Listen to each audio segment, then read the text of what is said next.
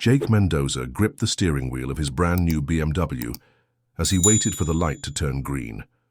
The rain gently tapped against the windshield, creating a liquid barrier between him and the outside world. Through it, the city lights blurred into bright splashes of color, like an impressionist painting. The light changed, but Jake didn't move immediately. His gaze was fixed on a small figure standing on the corner, a girl with dark hair plastered to her head by the rain and clothes that were too big for her frail frame. Her eyes, large and expressive, seemed to hold all the sadness in the world. Jake usually didn't stop. He wasn't indifferent to the suffering of others, but he'd learned to distance himself emotionally. As the owner of one of the largest construction companies in the state, he had developed a shell that allowed him to make difficult decisions without being overwhelmed by the human consequences. But something in that girl's gaze cracked his usual barrier. Maybe it was the memory of his own childhood, when his dad left the family and his mom had to struggle to keep them afloat. Maybe it was simply a moment of weakness in his well-built armor. Jake rolled down the window and gestured for the girl to come closer. She looked at him suspiciously, but hunger outweighed her fear. "Are you hungry?" Jake asked, trying to make his voice sound kind. The girl nodded slightly, her dark eyes never leaving his. "Here," Jake said, holding out a wrapped sandwich he had bought for his dinner. "It's ham and cheese." The girl reached out her small hand and quickly took the package, as if afraid Jake would change his mind. But instead of immediately starting to eat as Jake expected, the girl murmured a barely audible thank you and started running in the opposite direction. Jake watched with curiosity as the small figure disappeared into the rain, dodging puddles and pedestrians. Something about her behavior seemed odd. If she was so hungry, why didn't she eat right away? Without thinking too much about it, Jake turned on his hazard lights, parked his car at the first opportunity, and started following the girl. He told himself he just wanted to make sure she was okay, that she wasn't being forced to beg by some adult. The girl moved with the agility of someone who knew the streets like the back of her hand. She darted around corners, weaved through the crowd, occasionally glancing back to make sure no one was following her. Jake had to keep his distance to avoid being spotted, which made the pursuit more difficult in the rain, which was now falling harder. After several minutes, the girl stopped in front of a sewer grate in a deserted alley.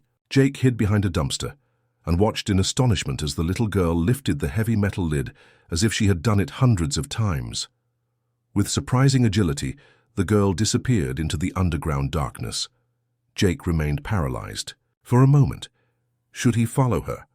What was such a small girl doing in the sewers? Curiosity and concern outweighed caution. He approached the entrance and looked down.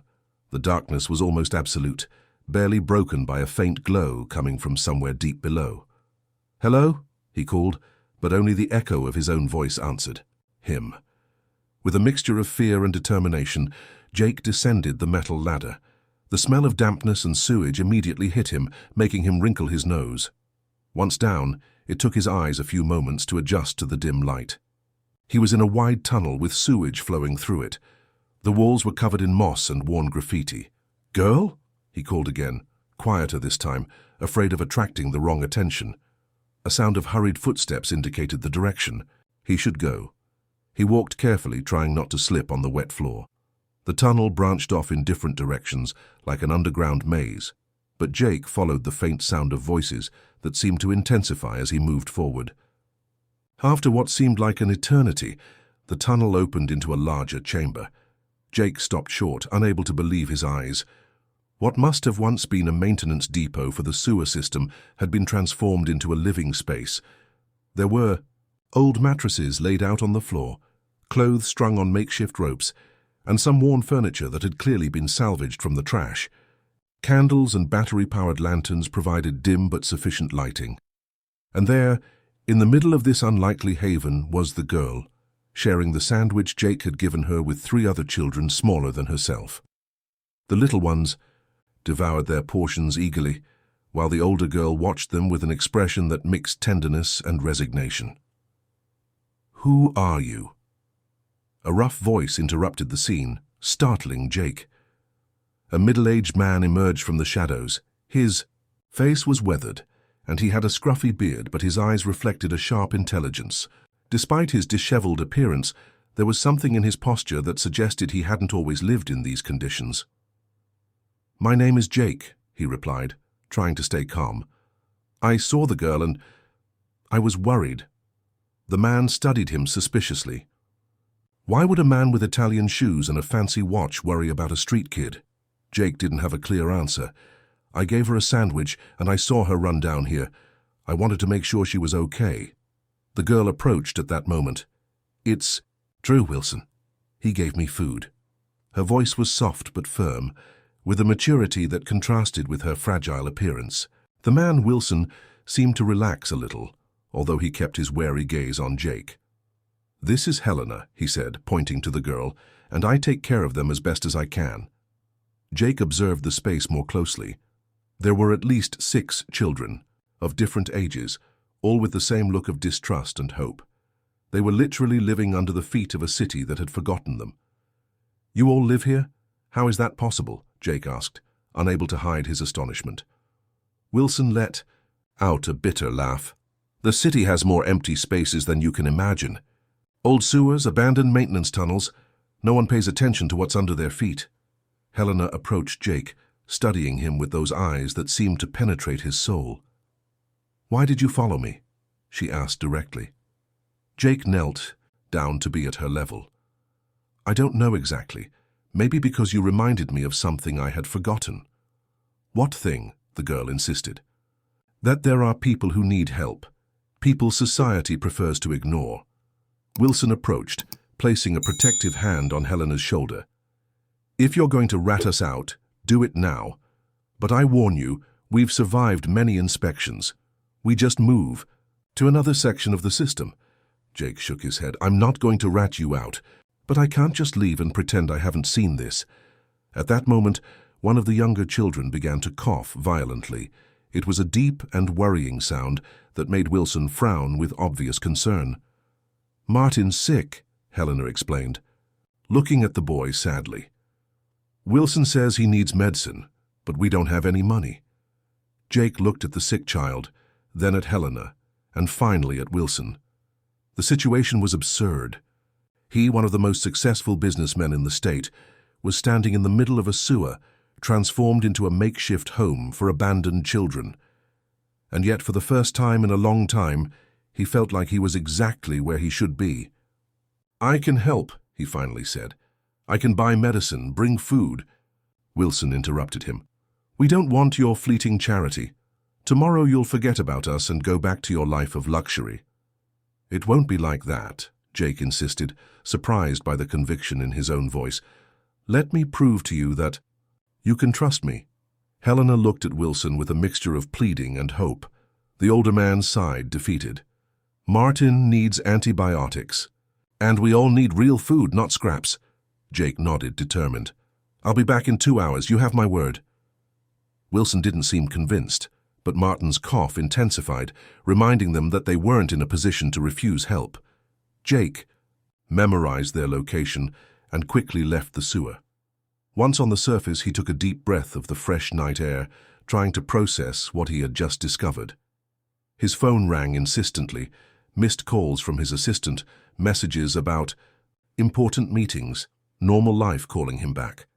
But for the first time in years, Jake ignored the demands of his professional life. He drove to a pharmacy, bought antibiotics and several basic medications, and then stopped at a supermarket where he filled several carts with non-perishable food, bottled water and personal hygiene items. When he returned to the sewer, 2 hours later, exactly as he had promised, the distrust in Wilson's eyes gave way to genuine surprise. Jake had kept his word, something that rarely happened in the world of these forgotten people. Helena helped distribute the food among the children, who ate with a silent gratitude that moved Jake more than any verbal thanks could have. Wilson administered the antibiotic to Martin, carefully following the instructions that Jake had written down. "Why are you really doing this?" Wilson asked, as they watched the children eat. "What do you get out of it?" Jake reflected for a moment. "Not everything in life is about personal gain, don't you think?" Wilson looked at him with a mixture of curiosity and newfound respect. That's something someone with your fortune rarely says. Maybe it's something I forgot for too long, Jake replied. That night, sitting in his luxurious apartment overlooking the city, Jake couldn't stop thinking about Helena and the others. The contrast between his reality and theirs was too brutal to ignore. He had spent years building buildings, transforming the cityscape, while under those very streets people like Wilson and Helena were struggling simply to survive. Jake picked up his phone and called his lawyer. "Robert, I need you to investigate. Something discreetly," he said without preamble.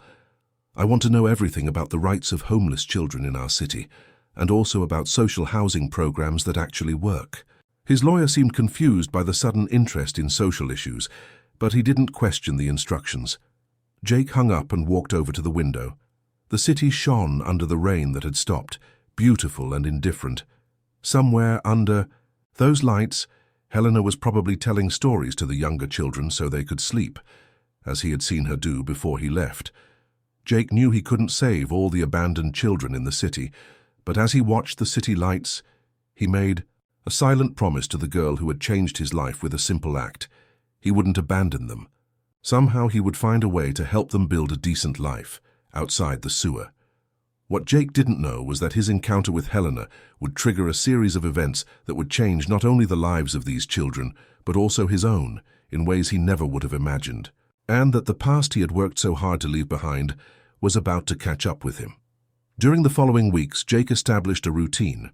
Every afternoon after leaving the office, he went down into the underground bringing supplies, food, medicine, clean clothes, and books for the children. Wilson, although initially wary, began to gradually lower his guard. "I never thought someone like you would keep coming," Wilson commented one night as he helped Jake unload several boxes of supplies. "I wouldn't have imagined it either," Jake replied with a tired smile. The exhaustion of running his company during the day and dedicating his evenings to the children in the sewer was starting to show, but there was something about this new life that filled him with a satisfaction he had never experienced. Helena had become his guide in this underground world. The girl possessed a sharp intelligence and a maturity that contradicted her young age. She was the one who explained to Jake how their small community worked. Wilson was the father figure who had created this makeshift shelter and established strict rules to keep them all safe. "How did you all end up here?" Jake asked as he helped Helena organize the books he had brought on a makeshift bookshelf. Helena hesitated for a moment before answering. "Everyone has their story. Martin and his sister were abandoned when their parents couldn't pay the rent. The twins lived in a horrible orphanage until they escaped." Her voice trailed off and her eyes darkened with painful memories. "You don't have to tell me if you don't want to," Jake said softly. "My mother died when I was very young," Helena continued after a moment. "My father started drinking. One day he just didn't come back. I was alone until Wilson found me rummaging through the trash." Jake felt a pang of pain imagining Helena, for even smaller than she was now, alone and scared. "And Wilson, how did he end up here?" Helena lowered her voice. "I don't know exactly. He never talks about his past. But sometimes when he thinks no one's listening, I hear him crying and mentioning names. I think he lost his family." The conversation was interrupted by the arrival of Wilson, who seemed particularly tense that night. The cops were around. "Today," he announced, his voice heavy with concern, "they're cleaning up the areas near the new resort." Jake tensed up. The resort Wilson was referring to was one of his construction company's projects, part of the revitalization of the city's downtown. He had never considered what happened to homeless people when these urban improvement projects began. "Have they been around other times?" he asked, trying to keep his tone casual. Wilson nodded. "Every time there's a new project in the area, we move deeper into the system, wait for them to forget about us, and then we come back." The words hit Jake like a physical blow. Indirectly, his projects had been endangering these children for years. Guilt settled heavily in his stomach. "This time it might be different," Wilson continued, rubbing his beard worriedly. "They're being more persistent. I think they really want to clear the whole area permanently," Jake thought quickly. "I can help. I know people at City Hall. Maybe I can—" "And what will you tell them?" Wilson interrupted bitterly. That you've been feeding kids who are illegally living in the sewer? Do you think they'll let us stay because of your influence?" Jake fell silent, recognizing the truth in Wilson's words. The system wasn't designed to protect people like them. In fact, it was designed to keep them invisible, out of sight of tourists and respectable citizens. "There has to be a better solution than constantly hiding," Jake insisted. "If there is, it's beyond our reach," Wilson replied, ending their conversation. That night, as he returned to his apartment, Jake couldn't stop thinking about the precarious situation of Wilson and the children. As a builder, he knew every corner of the city, every project in development, every abandoned building. There had to be somewhere they could be safe. The next day, instead of going straight to his office, Jake drove to the northern edge of the city. There, on a piece of land his company had acquired years ago but never developed, stood an old farmhouse surrounded by trees. The original plan had been to turn it into an event center, but problems with permits had stalled everything. The property remained forgotten among the company's assets. Jake toured the house with a critical eye. It would need work, a lot of work, but the structure was solid. There was enough space for all the children, and best of all, it was far enough, a way to offer privacy, but close enough to the city to allow reasonable commutes. With an idea forming in his mind, Jake called his assistant. "Olivia, I need you to cancel all my meetings this afternoon, and contact Robert, our lawyer. Tell him it's urgent." That same afternoon, Jake returned to the sewer with an expression of determination that Helena noticed immediately. "What's going on?" the girl asked, always perceptive. "I need to talk." "To Wilson," Jake replied. "I think I've found a solution." Wilson listened to Jake's proposal with growing skepticism. To move all the children to a property on the outskirts of the city, a house that Jake would legally put in his name. Fair place where they could live without fear of being discovered or evicted. "And what do you want in return?" Wilson finally asked, the distrust evident in his voice. Jake shook his head. "I don't want anything in return. I just want to help." "Nobody gives away property without expecting something in return," Wilson insisted. Jake looked at the children, who were watching the conversation with a mixture of hope and confusion. "Maybe I need to do this as much as you need a safe home," he finally replied. Wilson studied Jake's face for a long moment, as if trying to read the truth in his eyes. "I need to think about it," he said finally. "This is too big to decide right away." Jake respected his caution. "Take all the time you need, but the offer is sincere." That night, as Jake prepared to return to his apartment, Helena approached him with a small rusted metal box in her hands. "I want to show you something," she said, opening it carefully. Inside was an old, wrinkled photograph. It showed a younger man, looking professional, with a beautiful woman and a small girl. They were all smiling at the camera. "Is that Wilson?" Jake asked, surprised to recognize a younger and cleaner version of the man. Helena nodded. "I found it among his things a while ago. He's never told me about it, but I think they were his wife and daughter." Jake observed the photograph with new eyes. Wilson's transformation from an apparently successful family man to a sewer dweller suggested a tragedy he couldn't even imagine.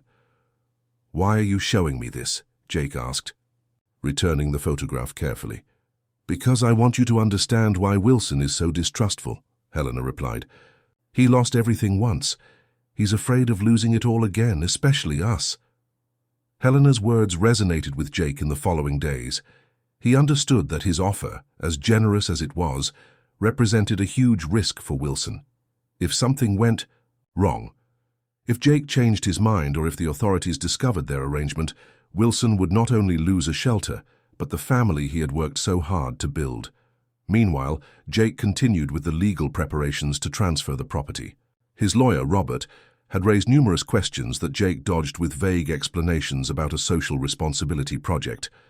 It wasn't a complete lie, but it was far from the whole truth. A week after his initial offer, Jake returned to the sewer to find a tense atmosphere. Wilson was waiting for him with a grave expression. "The cops were here," he said without preamble.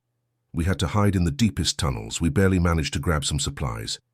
Jake felt his heart race. "Is everyone okay?" Wilson nodded. "Scared, but safe." However, it's only a matter of time before they find us." Jake took a deep breath. "My offer still stands. The house is ready, the papers are prepared. You can move whenever you want." Wilson exchanged a look with Helena, who offered him an encouraging smile. "We've talked," he said finally. "We accept your offer, but with one condition." "What is it?" Jake asked, relieved but cautious. "That you explain to us why you're really doing this, the whole truth." The request took Jake by surprise. He had avoided examining his own motivations too deeply, preferring to focus on the practical aspects of his help. But now, faced directly with the question, he realized he owed Wilson and the children an honest answer. "I wasn't always rich," Jake began, sitting on one of the boxes he had brought. "My dad left us when I was young. My mum worked 2 jobs to support us.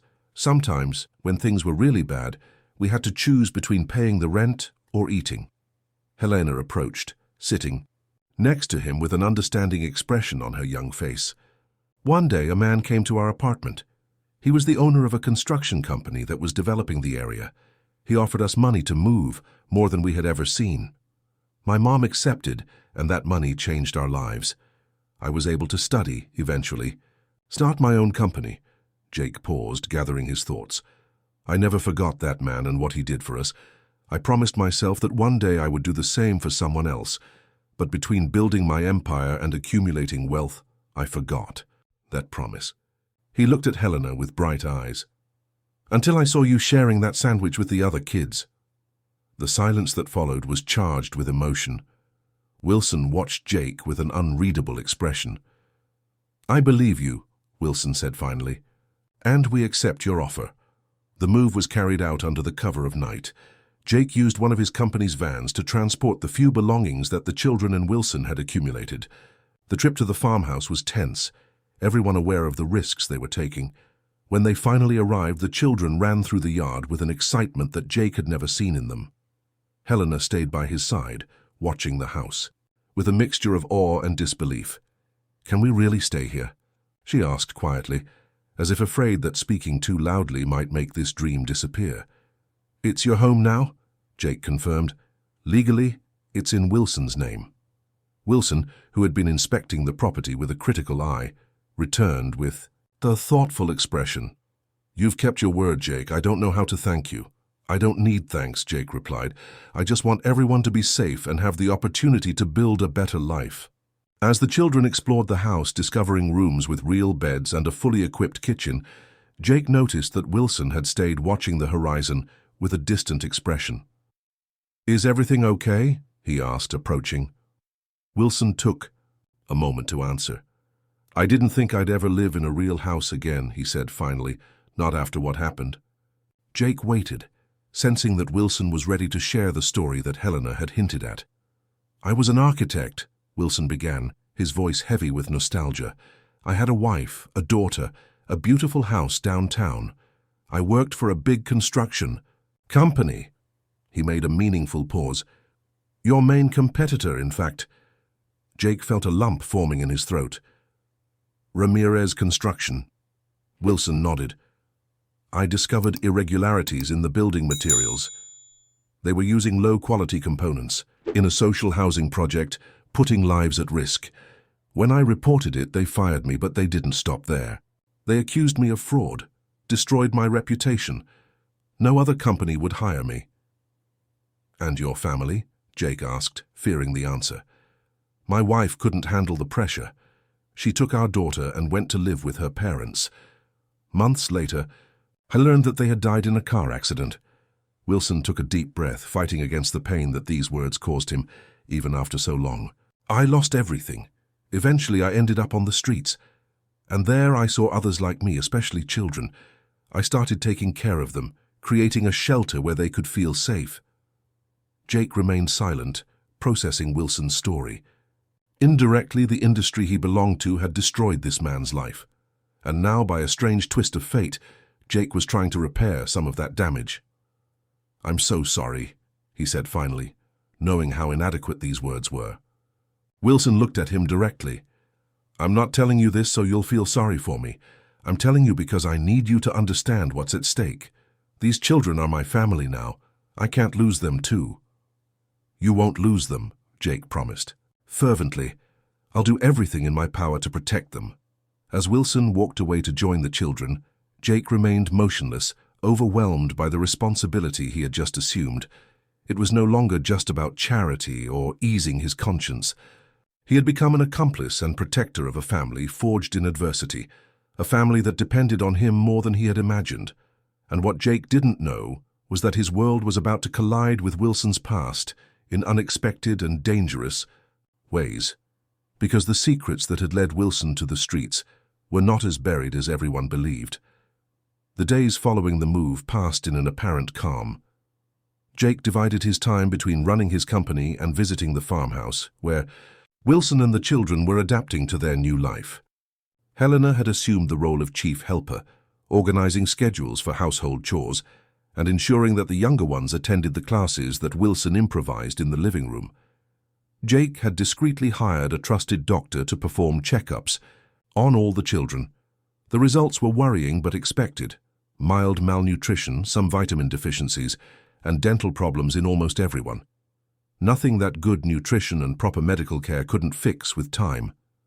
"We need to legalize the children's situation," Jake commented to Wilson one afternoon as they watched the little ones playing in the yard. "They can't live indefinitely without documents, without formal education." Wilson nodded thoughtfully. "I know, but it's not that simple. Some escaped from abusive orphanages. Others have parents who legally still have custody even though they've abandoned them." "My lawyer can help us," Jake insisted. "Robert is discreet and knows the system. We can find a solution case by case." Wilson studied Jake with a penetrating gaze. "Why do you keep doing this? You've already given us a home. You could just move on with your life." Jake smiled slightly. "Maybe this is part of my life now." The conversation was interrupted by the arrival of Helena, who was carrying the cell phone Jake had given her for emergencies. "Jake, someone called your phone several times.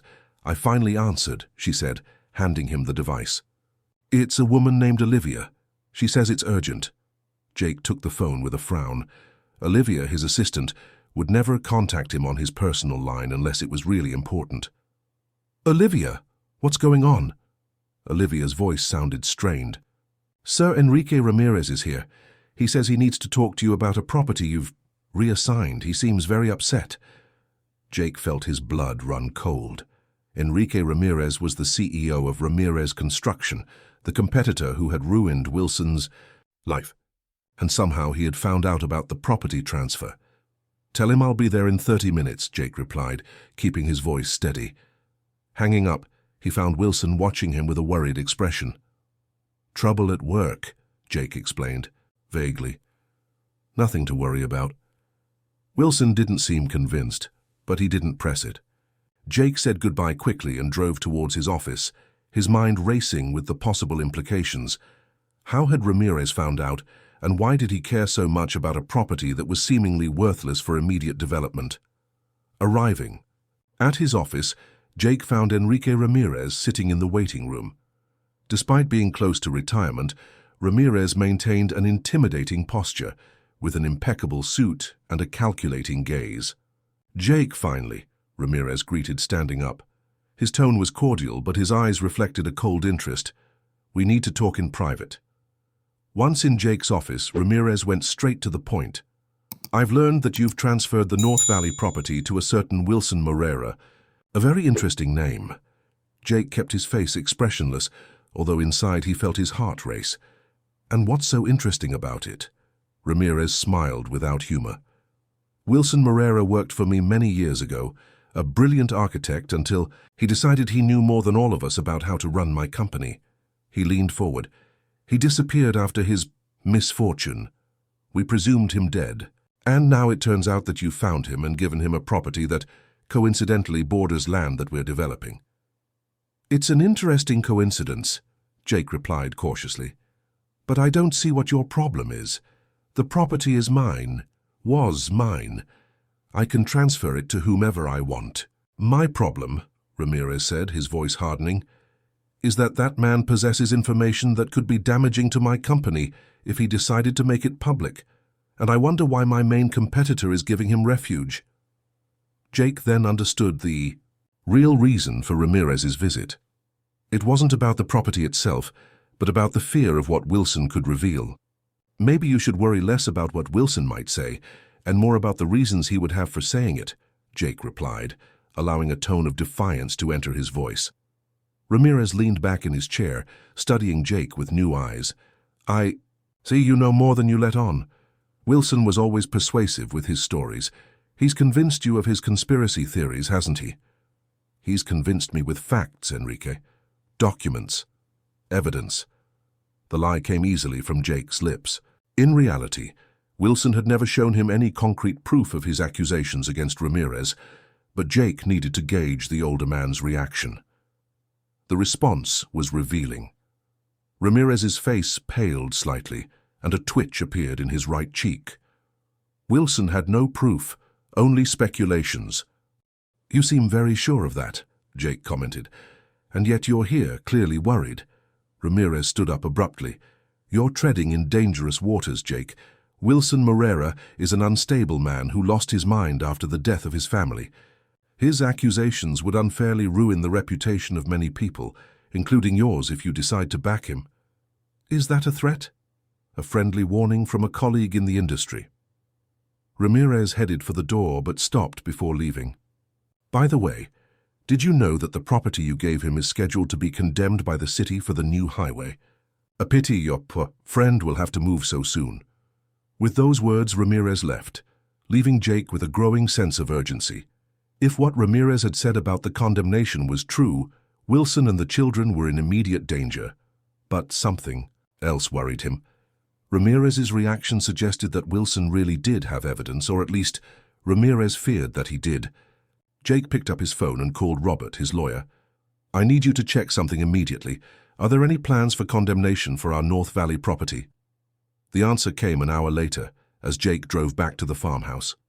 According to Robert, there was indeed a highway project that would require the condemnation of several properties, including the one that now belonged to Wilson.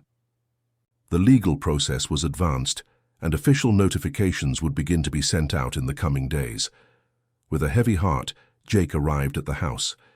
He found Wilson sitting on the porch, watching the sunset with a serene expression. We need to talk, Jake said, sitting next to him. Wilson listened in silence as Jake explained about Ramirez's visit and the threat of condemnation. As Jake spoke, he noticed Wilson's expression change from surprise to steely determination. So Ramirez is still afraid of what I know, Wilson commented when Jake finished. After all these years. What exactly do you know, Wilson? Jake asked. Do you really have proof of his irregularities? Wilson was silent for a moment, looking towards the house where the children were preparing for bed. Come with me, he said finally. He led Jake to his room, where he pulled a small metal box from under the bed, the same one Helena had shown Jake, but this time, Wilson opened it completely, revealing not only the family photograph but also a worn USB drive. I never stopped having the evidence, Wilson explained. Copies of emails, rigged purchase orders, falsified inspection reports, everything needed to prove that Ramirez was using defective materials in the Santa Maria social housing project. Jake took the USB drive carefully. Why didn't you use it to defend yourself when you were accused of fraud? Wilson smiled bitterly. I tried. But Ramirez has connections everywhere, in the courts, in the media, at City Hall. No one wanted to listen to me, and after my family's accident, I simply lost the will to fight. And now, Jake asked, are you willing to try again? Wilson looked out the window, towards the yard where Helena was helping the younger children wash up before bed. For them, yes. I can't let them go back to the streets. That night, Jake and Wilson developed a plan. With Jake's resources and Wilson's evidence, they had an opportunity to stop not only the condemnation, but also to expose Ramirez's corrupt practices once and for all. The next morning, Jake took the USB drive to Robert, who was shocked by its contents. The evidence was compelling. Ramirez Construction had systematically substituted quality materials with cheaper and more dangerous ones in the Santa Maria project, putting the lives of hundreds of low-income families at risk. This is more serious than I imagined, Robert commented. If this comes to light, Ramirez will not only face civil lawsuits, but possible criminal charges. Jake nodded. And we need to use it to stop the condemnation too. If the highway project is linked in any way to Ramirez. Robert began to investigate, and what he discovered confirmed Jake's suspicions. The highway project had been awarded to a consortium in which Ramirez Construction was the main partner. The original route didn't pass through the North Valley property, but it had been recently modified, coinciding with the transfer of the property to Wilson. It's a personal vendetta, Jake concluded. Ramirez is using the project to evict Wilson. And probably to silence him permanently, Robert added. Once Wilson was forced to come out into the open to fight for the property, Ramirez would have the opportunity to attack him legally again. Jake felt a surge of determination. Well, let's turn his game around on him. During the following week, Jake and Robert meticulously prepared their strategy. They gathered the evidence, consulted with independent experts to verify Wilson's allegations, and even located other former employees of Ramirez who had been silenced over the years. Meanwhile, Wilson and Helena had begun to prepare the children for a possible move, without revealing the true reason for their concerns. "Besa, I don't want them to be afraid," Wilson explained to Jake. "They've already been through too much." One afternoon, while Jake was reviewing the latest details of the case with Robert at the farmhouse, Helena ran in, visibly agitated. "There, are men outside? They're taking pictures of the house," she exclaimed. Jake and Wilson peeked out cautiously. Sure enough, 2 men in a dark car were photographing the property from the road. "Ramirez is watching us," Wilson murmured. "He's accelerating his plan." The next day, the official condemnation notice arrived. The document indicated that Wilson had only 2 weeks to vacate the property before legal expropriation proceedings began. It's time to strike back, Jake decided. The strategy they had designed was bold. Instead of fighting the condemnation, directly they would file a formal complaint against Ramirez Construction for the irregularities in the Santa Maria project, linking that complaint to the current highway project and suggesting a pattern of ongoing corruption. Robert filed the complaint with the anti-corruption prosecutor, while Jake used his contacts in the media to ensure that the story received the necessary attention. The reaction was immediate and surprising. Several investigative journalists, who had been following Ramirez for years but had never had enough evidence, jumped on the story with enthusiasm. Ramirez's response was predictable. He denied all the accusations and announced a countersuit for defamation against Jake and Wilson. But the damage had already been done. The authorities temporarily suspended the highway project while they investigated the allegations, effectively halting the condemnation process. "We've bought time, but Ramirez won't give up easily," Robert warned after a preliminary hearing. "He has too much to lose." The prediction proved accurate. A few days later, Wilson received an anonymous call warning him that Ramirez was planning to use social services to question the legal situation of the children under his care. "He wants to attack us at our most vulnerable point," Wilson said. To Jake, the concern evident in his voice.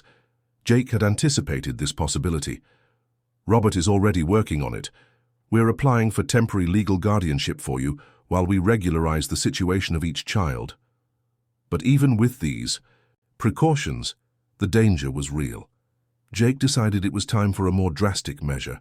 They needed to get Ramirez to confess his crimes. With Robert's help, Jake organized a private meeting with Ramirez, supposedly to negotiate a settlement. The meeting would take place at a discreet restaurant, and Jake would make sure to bring a hidden recording device. "It's risky," Robert warned. "If Ramirez realizes..." "It's a risk we have to take," Jake insisted. On the night of the meeting, Jake arrived early at the restaurant. He wore a hidden microphone in his tie, connected to a recording device on his phone. Robert waited in a nearby car, ready to intervene if something went wrong.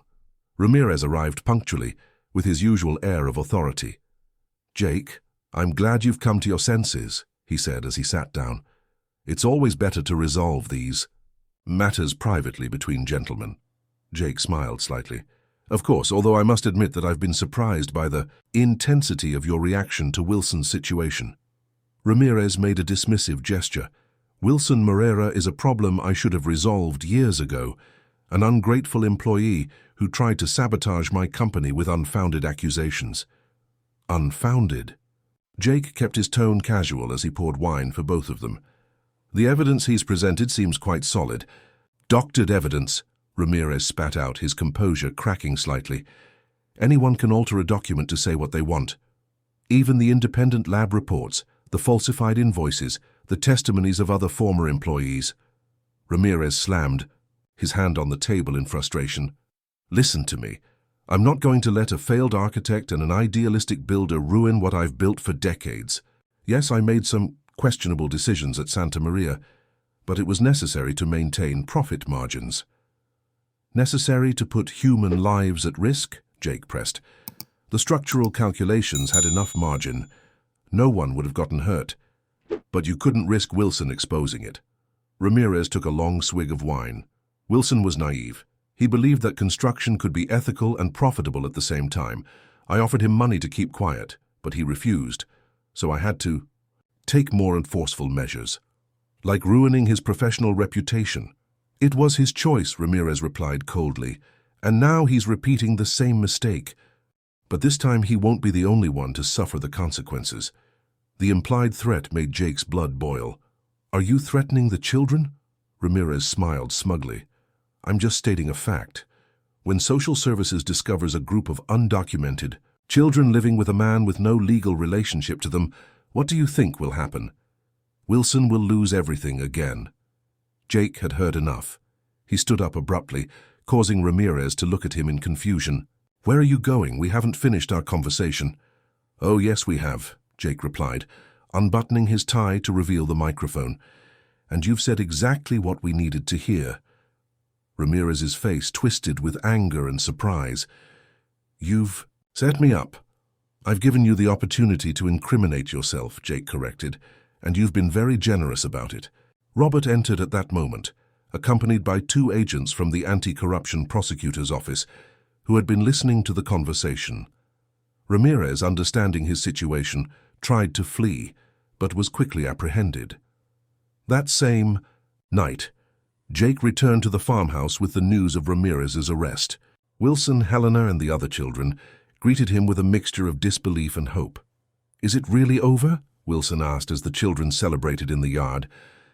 The investigation will continue, Jake explained, but with Ramirez's recorded confession and all the evidence you've preserved, it's unlikely he'll escape justice this time. And most importantly, the highway project has been officially cancelled. The house is yours, with no threat of condemnation. Wilson looked at the children with shining eyes. I never thought I'd see this day. Jake smiled. And there's more. Robert has prepared the papers to formalize the children's situation. Legally, you can apply for temporary guardianship, while each case is individually investigated. None of them will return to an abusive orphanage or negligent parents. Helena, who had been listening in silence, approached Jake and hugged him tightly. Thank you for not ignoring me that day in the rain, she whispered. Jake returned the hug, remembering the small soaked girl who had changed his life with a simple gesture of generosity. Thank you for showing me what really matters. In the following months, everyone's life changed significantly. Ramirez was convicted of multiple counts of fraud, forgery, and perjury. His company collapsed under the weight of the scandal, and several of his properties were confiscated to compensate the victims of his corrupt practices. Wilson, professionally rehabilitated, regained his architect's license and began working at Jake's firm, leading a new department specializing in sustainable and accessible housing. His experience living on the margins of society gave him a unique perspective on the real needs of the most vulnerable communities. The children, finally legally under Wilson's protection, began to attend school.